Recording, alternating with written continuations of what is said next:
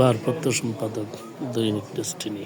আসসালামু আলাইকুম ভাই, ওটা কুমিল্লা কবি পরিষদ, কিন্তু আমি কিন্তু কুমিল্লার ওনারা, আমি আর মতিন বৈরাগী ভাই আরেক পরিষদের মানুষ। আমার বাড়ি হলো কুমিল্লা জেলার চট্টগ্রাম গ্রামে। কথা হচ্ছেন আপনারা, আমারও বাদ দিয়ে না তাই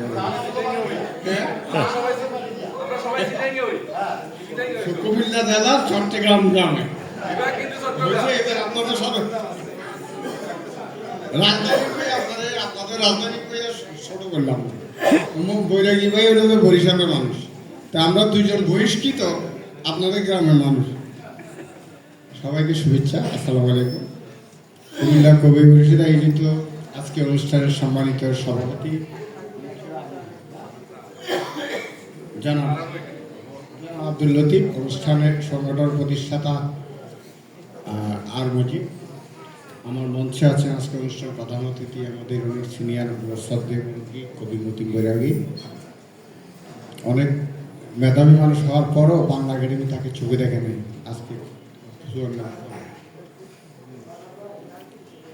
এবং মঞ্চে আছেন পাকিত রুমি শামীম, শাহনাজগা মাহবুর রহমান ভাই, বাংলা একাডেমি একজন পরিচালক আছেন মনোরঞ্জন ভাই, আরও যারা আছেন ডক্টর তাহির উদ্বোধক, এই ভাইয়ের নামটা ভুলে গেছি, মাফ করে দিয়ে।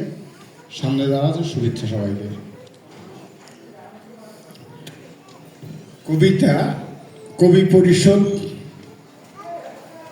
ইতিমধ্যে ইতিপূর্বে একটি অনুষ্ঠান করেছে, এখনো করছে। আমি আত্মজীবের সাথে সবসময় আজকে থাকবো ইনশাল্লাহ। কিন্তু আমাদের সাহিত্য সাধনার জায়গাটাকে সমৃদ্ধি করার জন্য আমাদেরকে পড়তে হবে। জ্ঞানের প্রথম বাণী, ধর্মগ্রন্থে জ্ঞানের বাণী প্রথম বাণী, subject was read and read. কোরআন শরীফের প্রথম বাণী কি জানেন?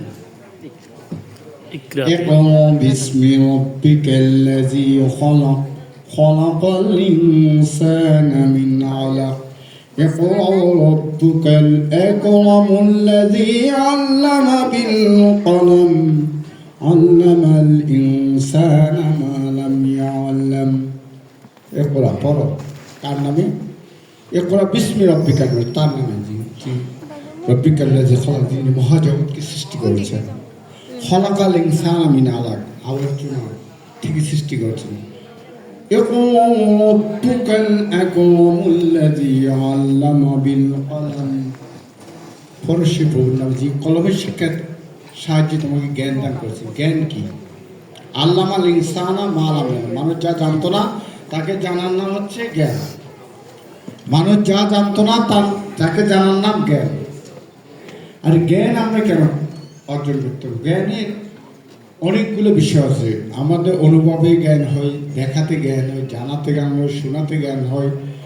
এই জন্য পৃথিবীতে প্রত্যেক প্রাণীকে জ্ঞান দেওয়ার জন্য বিশ্ববিদ্যালয় নেই, কলেজ নেই, স্কুল নেই, কিন্তু মানুষকে জ্ঞান দেওয়ার জন্য সেই পাশ্চাত্য দার্শনিক এরিস্টটল, প্লেটোরা প্রাতিষ্ঠানিক শিক্ষাকে আধুনিক রূপ দিয়েছে। প্রাতিষ্ঠানিক শিক্ষা পশুর জন্য কোনো পশু চিকিৎসালয় হয়েছে। তিনি বৌদ্ধ শাসক, কি নাম ভারতবর্ষের, উনি প্রথম পশু চিকিৎসালয় করেছেন। কিন্তু মানুষের জন্য আদিকাল থেকে চিকিৎসার ব্যবস্থা আছে। মানুষকে মানুষ বানানোর জন্য বিদ্যালয়ের দরকার হয়েছে। এখন মানুষকে মানুষ বানাতে হলে কেন বিদ্যালয়? যে মানুষটা কোনো লেখাপড়া করে নাই সেও তো জীবন ধারণ করতে পারে। তাহলে আমরা কেন প্রাতিষ্ঠানিক লেখাপড়া করবো, জ্ঞান শিক্ষা করবো, সাহিত্য শিক্ষা কেন করবো? সাহিত্য তো মনোরঞ্জনাকারী রচনা। আমরা জ্ঞান অর্জন কেন করবো? জ্ঞানটা হচ্ছে আমাদের এই জন্য সঠিক রাস্তাকে অনুধাবন করার জন্য জ্ঞান অর্জন করতে হবে। এখন জ্ঞান অর্জন করতে গিয়ে মানুষকে মানুষ বানানোর জন্য জ্ঞান অর্জন প্রয়োজন। পশুকে পশু বানানোর জন্য কোনো বিদ্যালয় নেই। পৃথিবীতে মানুষ সব ধর্মগ্রন্থ হয়েছে মানুষকে মানুষ বানাতে।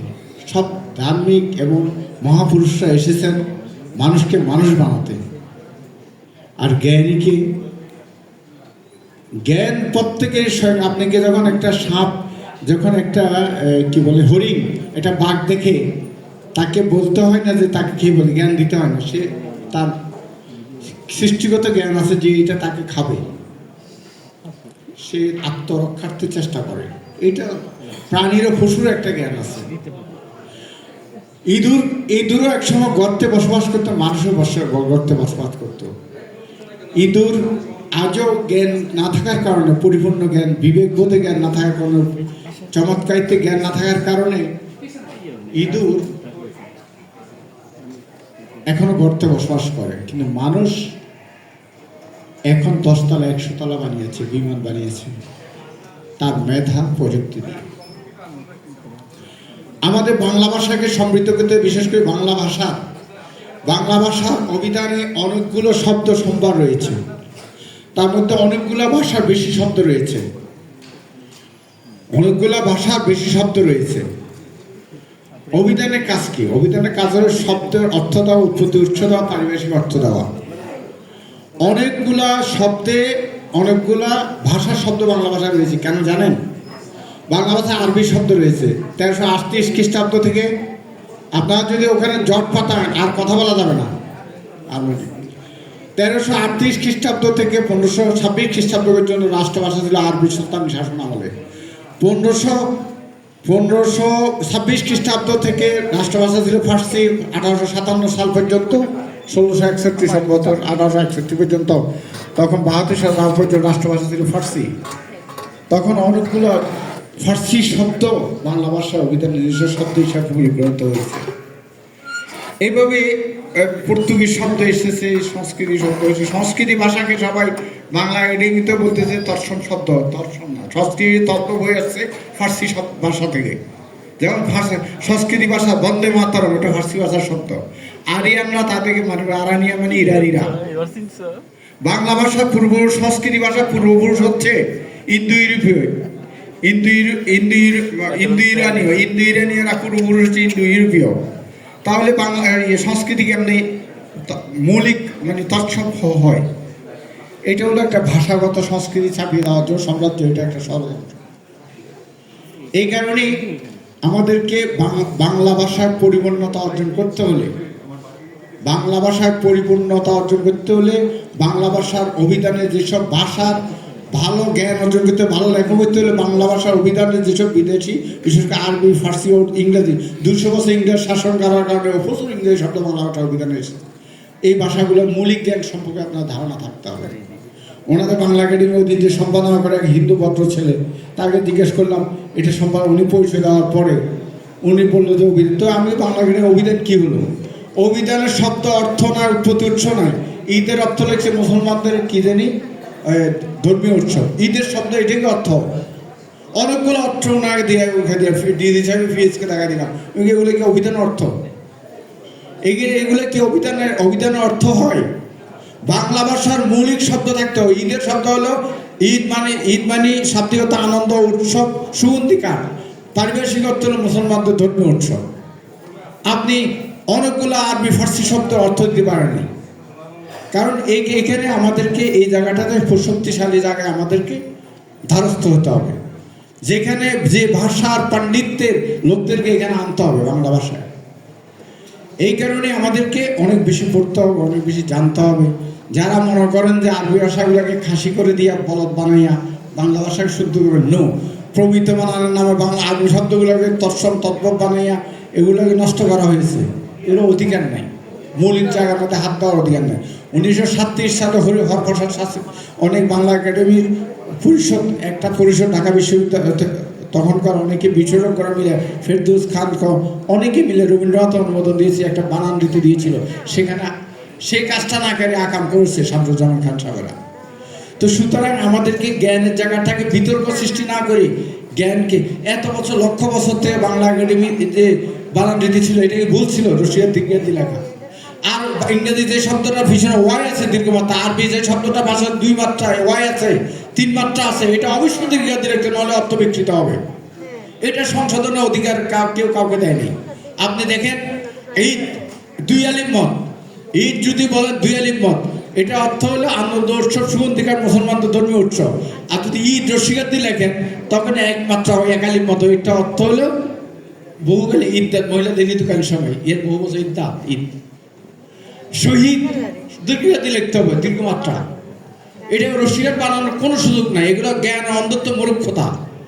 আমি এটা দিদি সাহেবের সাথে আলোচনা করছি, অনেকের সাথে উনিও অনেক ভালো চেষ্টা করছে কাজ করার জন্য। তো এখন অনেকের সাথে আলোচনা করছি, শহীদ শব্দ অর্থ হলে ধর্মপথে নিবেদিত প্রাণ, আত্মত্যাগ। আর শহীদ যখন বলবেন মধু, শহর থেকে শহীদ, রশিয়ার দিয়ে যখন বলবেন মধু, অর্থ বিক্রি হয়ে গেল। মৌলিক জ্ঞান থাকতে হবে আপনাকে, ভাষা জায়গার মধ্যে হাত দিতে হলে, জ্ঞানের জায়গায় হাত দিতে হলে। আমাদের ইতিহাস নিয়ে অনেকগুলো কাজ করতে হবে। আমাদের ইতিহাস আমরা শুধু 71 থেকে 49 থেকে 71 ইতিহাস বানিয়েছি না।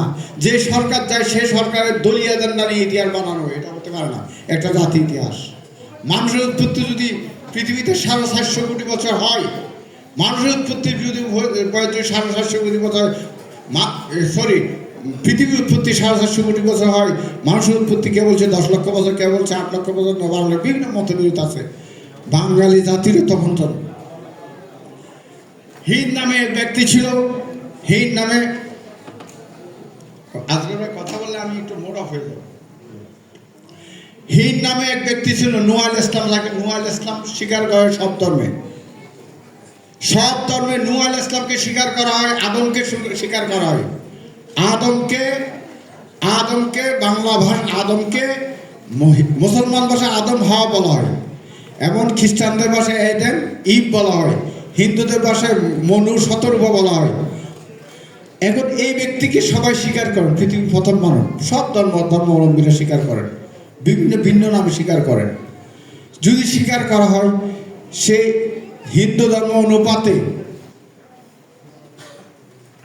মনু এবং শতরূপা, তিনি সর্বপ্রথম ভারতবর্ষে সেই অবতরণ করেছিলেন। শতরূপা মনু, তার মাতারের নিদর্শন এখনো ভারতবর্ষে রয়ে গেছে। তার 40,000 সন্তান আছে। তার আমি ভারতের জাফরাবাদ গিয়েছি, ওখানে বাগাম্বর সাহেবের মাজার 40টাও পুরুষ, 40,040টাও পুরুষ ওখানে আছে, সরাসরি আদম আলাইহিস সালামের সন্তান। যদি স্বীকার করা হয় তার সন্তান, তার উত্তরাধী ইতিহাসকে, এবং হিন্দু ভাষায় আরেকজন ব্যক্তিকে স্বীকার করা হচ্ছে নূহ আলাইহিস সালাম, আমরা নূহ নবী বলি, ওনাকে দ্বিতীয় মনু বলা হয়। হিন্দু ভাষায় মহাভারত রামায়ণে বলা হয় দ্বিতীয় মনু। এই দ্বিতীয় মনু হচ্ছেন, দ্বিতীয় মনুর সন্তান হচ্ছে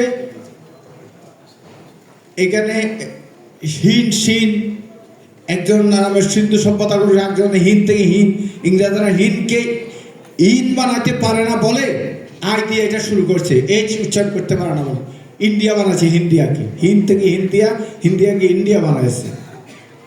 আর এই ইন্ডিয়ার মহাদেশের অনেকগুলো ইতিহাস আমাদের আন্তর্জাতিক ইতিহাসের সাথে জড়িত। মানব সভ্যতার বিকাশ হয়েছে এই হিন থেকে বা ইন থেকে। যেমন ইন্ডিয়ার আপনার প্রাচীন 12,000 বছর আগে, প্রাচীন 12,000 বছর আগে যে আমেরিকা রেড ইন্ডিয়ান রাজা এই অঞ্চল থেকে বসতে স্থাপন করছিল, এই জন্য আমেরিকান রেড ইন্ডিয়ান বলা হয়।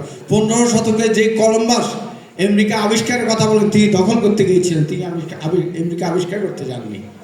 এমনিভাবে ইন্দোনেশিয়া এই অঞ্চল থেকে গেছে বলে হিন্দের শব্দ, ইন্ড শব্দটা ওখান থেকে ব্যবহার হচ্ছে।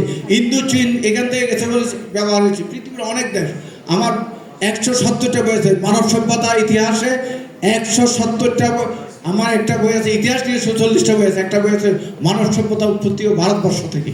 আমি সেখানে যুক্তি সহকারে সেটি উপস্থাপন করেছি। সুতরাং আমাদের ইতিহাস, ঐতিহ্য এগুলাকে লালন করতে হলে অবশ্যই বেশি জ্ঞানের আমাদের রাষ্ট্রীয় প্রতিষ্ঠানগুলোর দায়িত্বশীল ভূমিকা পালন করতে হবে। এই জন্য আমাদেরকে বেশি বেশি পড়তে হবে। এবং ভালো সাহিত্যিক হতে হলে অবশ্যই বাংলা ভাষায় যেসব ভাষার শব্দ অভিধান আছে, সে অভিধান সম্পর্কগুলো, শব্দগুলো সম্পর্কে আমাদের ধারণা থাকতে হবে, মৌলিক জ্ঞান থাকতে হবে। 3-4টা ভাষার মৌলিক জ্ঞান না থাকলে দক্ষ। আপনি দেখেন নজরুল ইসলাম, রবীন্দ্রনাথ ঠাকুর, উনি ফার্সি ভাষা জানতেন। বলে আমি এই বছর একটা বই অনুবাদ করছি ফার্সি ভাষা, যেহেতু কয়েকটা ভাষা আমার জানার সৌভাগ্য হয়েছে। ফার্সি ভাষার সেরা গ্রন্থ সব আমার কাব্য অনুবাদ করা, গুলিস্তা, বুস্তা, ভান্দনা, তারপরে কি নাম যে শরাবের পেয়ালা, ওমর খয়ামের আরবি ভাষার সেরা গ্রন্থগুলো কাব্য অনুবাদ করা আমার। আমি এই বছর একটা বই, কাছাসুর তারা বসে একটা বই অনুবাদ করছি 500 পৃষ্ঠার, আল্লামা রুমির। আমি দেখলাম উনি জানতেন কেন, রবীন্দ্রনাথ বেশি পড়তেন। রবীন্দ্রনাথ একটা বাণী আছে রবীন্দ্রনাথের, প্রকৃত এবং কাছে রাখে না, দূরেও সরিয়ে দেয়। এটা রুমির 1100 শতকের বাণী। ওই গল্পের মধ্যে আমি 9 টাকা দিয়ে দিছি আল্লামা রবির। তো এখন আমার রবীন্দ্রনাথ তো অনেক ভাষা জানতেন, ফার্সি ভাষা তখন রাষ্ট্রভাষা ছিল, অনেক ফার্সি ভাষা জানতেন, ইংরেজি ভাষা জানতেন। নজরুল ফার্সি আরবি অনেক ভাষা জানতেন। নজরুলের নজরুল শক্তিশালী হয়েছে অনেক ভাষার জ্ঞান থাকার কারণে। আমাদেরকে অনেক ভাষার জ্ঞান অর্জন করা উচিত। এই কারণে আমাদেরকে বেশি বেশি পড়তে হবে। পড়ে আমাদেরকে, আপনি দেখেন যে কবিদের কবিতা, উপমা উপেক্ষা, আমরা মানুষের জন্য সৃষ্টির উদ্দেশ্য হলো মানুষ, সব কিছুর উদ্দেশ্য হলো মানুষ। মানুষের জন্য যদি ভালো কিছু উপাদান দিতে না পারেন তাহলে ভালো কিছু হবে না। আপনি ইমরুল কায়েস আরবি ভাষার সর্বজগৎ নবীজি আগের কবি, তিনি তার কবিতাগুলো কালজয়ী করে তুলেছে মানুষকে। তার কবিতাগুলো মানুষকে কালজয়ী করেছে। কিভাবে করছে জানেন? কবিরা প্রবাদ দেয়, ইতিহাস দেয়, উপমা দেয়, উৎপেক্ষা দেয়। ফারস্য ভাষার জাতির 3,500 বছর ইতিহাস, ফেরদৌসী শাহনামা, ইমরুল কায়েসের অনেক কবিতা উপমা উৎপেক্ষা প্রবাদ হয়েছে।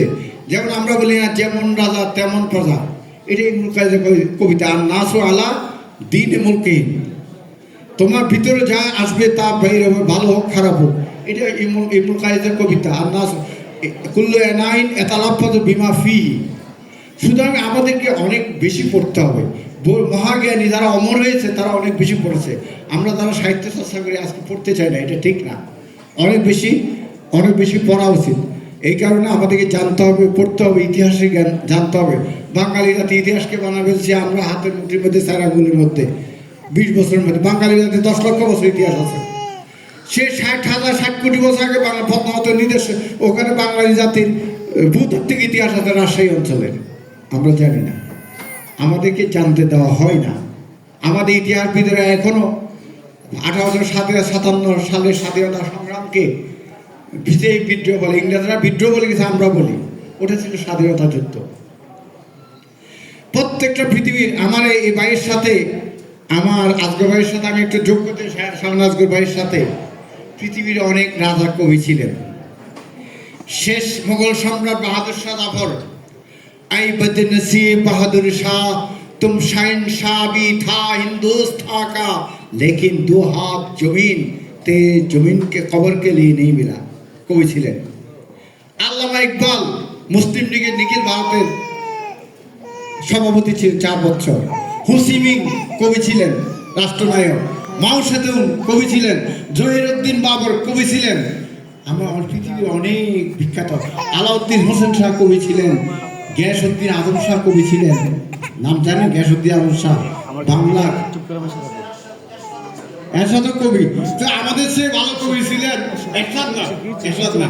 আমি যোগ করছি ভাই, আপনার সাথে যোগ করতেছি কারণ এরশাদের কবিতা নিয়ে যে যা বলুন, কিন্তু আপনি কি ফখরুদ্দিন মোবারক শাহর কবিতা নিয়ে, গিয়াসউদ্দিন আজম শাহর কবিতা নিয়ে বলতে পারবেন না। বাহাদুর শাহ জাফর ওনার কবিতা অনুবাদ করছি যে आई बदनसीब बहादुर शाह तुम शहंशाह भी था हिंदुस्तान का, लेकिन 2 हाथ जमीन तेरे कब्र के लिए नहीं मिला। क्या আপনি মিরপুর কার নামে জানেন আজগর ভাই? মিরপুর কার নামে? মিরপুর হচ্ছে একজন মহাকবির নামে। তিনি হচ্ছেন 17 শতকের কবি মীর তকিবীরের নামে। मेरे महबूब की दस्तान में मेरे दिल की कोई नजर नहीं, लेकिन दुनिया में सारा दुनिया उसका आंखों छड़ गया। এই মহাকবির নাম মিরপুর। ইতিহাস আমাদেরকে অবশ্যই জানতে হবে। কবিরা যারা কবিতার মতো কবিতা লিখতে পারলে আমরা অমর হয়ে যাবে। কবিতা দিয়ে রাষ্ট্রকে উপদেশ দিয়েছেন শেখ সাদি। দরস্তি অনরমি বাহামদার বেয়াস চুফাসত কে জাররা আমার হামনাস। নরমে গরমে বলি না একটা প্রবাদ, এই রাজা বেশি গরম দেখাইলে তোমার রাজত্ব শেষ, আর বেশি নরম দেখাইলে তোমার পিঠে ছড়িয়ে পড়বে, পদরায় ছড়িয়ে পড়বে। দরস্তি অনরমি বাহামদার বেয়াস চুফাসত কে জাররা আমার হামনাস। ডক্টর ইউনূস সাহেবের উপর একটা বই লেখা। উনি বললেন যে তুমি ফরিদুদ্দিন আত্মার সাহেবকে জানো? চিনো? আমি চিনি। ওনার বই অনুবাদ করছে, আমি করেছি। কোনটা আমার ভাববে না। জাতিসংঘ সদর দপ্তরে উনি বললেন একটা কবিতা আছে আল্লামার উপর, আমি তো যাওয়ার সৌভাগ্য হয়নি। কুওয়াতে নে কে নাদারি বদমকুন বড়ওয়াজুদে হস্যতম্বে হদমকুন। কারো যদি উপকার করার সামর্থ্য না থাকে অন্তত ক্ষতি করা থেকে বেঁচে থাকো। জীবন দর্শন হলো কবিতা, রাষ্ট্র দর্শন কবিতা। চীনা, আজকে চীনারা এত সমৃদ্ধ কেন? 712 খ্রিস্টাব্দে দিকে চীনা ভাষার একজন সেরা কবি ছিলেন ফাইসি। উনি আমাদের নজরুলের মতন বিজ্ঞানের দর্শন দিয়ে গেছিলেন কবিতায়। ফাইসি ওই কবিতা দর্শনকে অনুসরণ করে তারা সমৃদ্ধি পথে এগিয়ে গেছে। আমাদের নজরুল যেমনি ভাবে বিজ্ঞানের দর্শন দিয়ে গেছে কবিতায়, বিশ্বটাকে দেখবো আমি আপন হাতের মুঠোই পড়ে। আমরা দেখছি না এক সেকেন্ডে ফেসবুকের মতো সারা দুনিয়ায় জয়গুতে আপলোড করছি, কি খতম সময়, टाइम खत्म हो गया। तो मेरे कतल की हुक्म आ गया, हम छोड़ दिए, नाजात नहीं। अल्हम्दुलिल्लाह। अस्सलाम वालेकुम।